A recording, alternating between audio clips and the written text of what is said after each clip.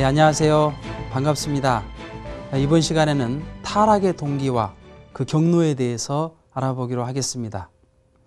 이것을 알기 위해서는 천사와 인간과의 창조 원리적인 관계에 대해서 먼저 알아봐야 될 것 같습니다. 하나님께서는 인간보다 천사를 먼저 창조를 하셨습니다. 히브리서 1장 14절을 보면 천사를 사환이라고 하였고, 요한계시록 22장 9절을 보면 종이라고 하였으며, 계시록 5장 11절이나 7장 11절을 보면 송영을 드리는 존재로 기록하고 있습니다. 그런데 인간은 창세기 1장 27절을 보면 하나님의 형상을 닮은 존재로서 하나님의 자녀가 되는 것입니다. 창세기 1장 28절에 만물을 주관할 수 있는 주관주로 창조를 하셨고, 고린도전서 6장 3절을 보면 천사까지도 심판할 수 있는 권한이 있다고 기록되어 있는 것입니다. 따라서 창조 본연의 인간은 이 천사까지도 주관할 수 있도록 창조가 되었던 것입니다. 그렇다면 천사의 부류에 대해서 좀 알아보기로 하겠습니다. 먼저 천사는 하나님의 전령 역사, 곧 메신저 역사를 하는 천사들이 있었는데, 여기에 수장은 누가복음 1장 19절에 가브리엘이라는 천사장이었습니다. 그리고 천국을 지키는 천국 군대로서의 천사들이 있었는데, 여기에 수장은 다니엘서 10장 21절에 미가엘이라는 천사장이었습니다.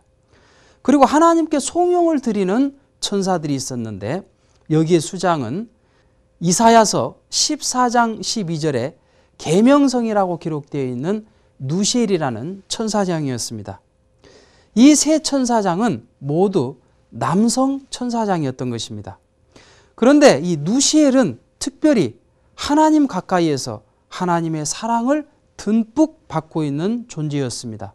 따라서 이 누시엘 천사장은 천사세계의 사랑의 기관과도 같았던 것입니다.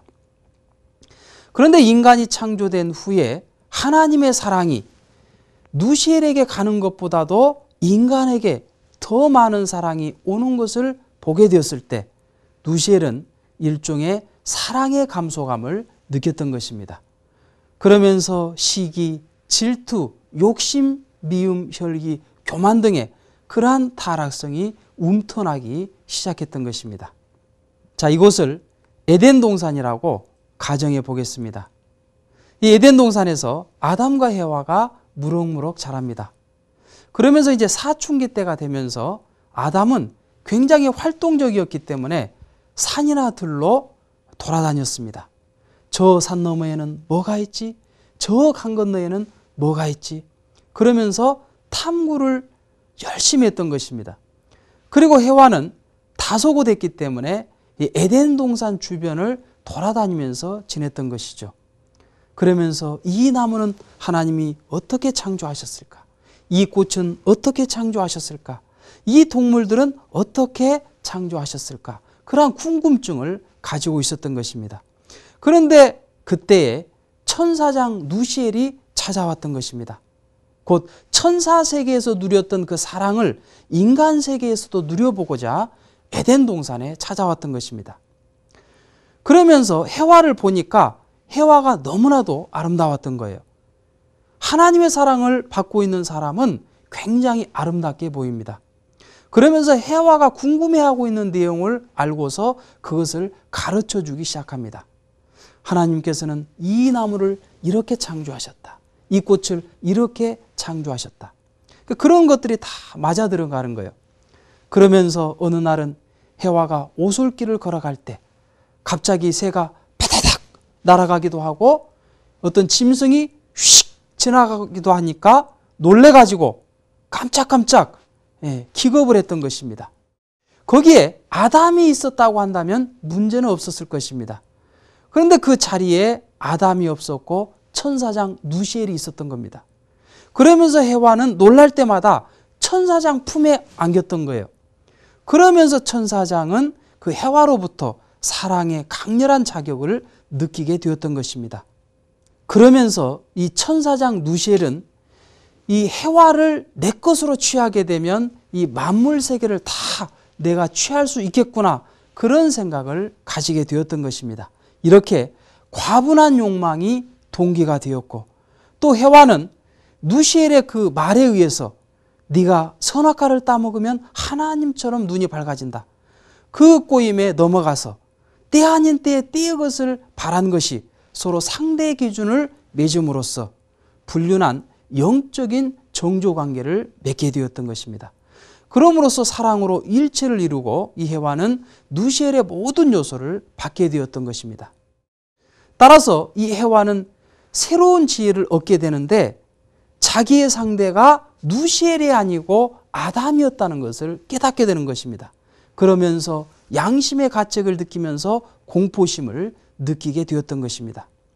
여기에서 해와는 하나님 앞에 다시 서고 싶었습니다. 그리고 공포심을 면하고 싶었습니다. 그것을 위해서는 아담을 통해서만이 가능하다는 것을 알았어요. 그러면서 해와는 아담에게 접근하기 시작합니다.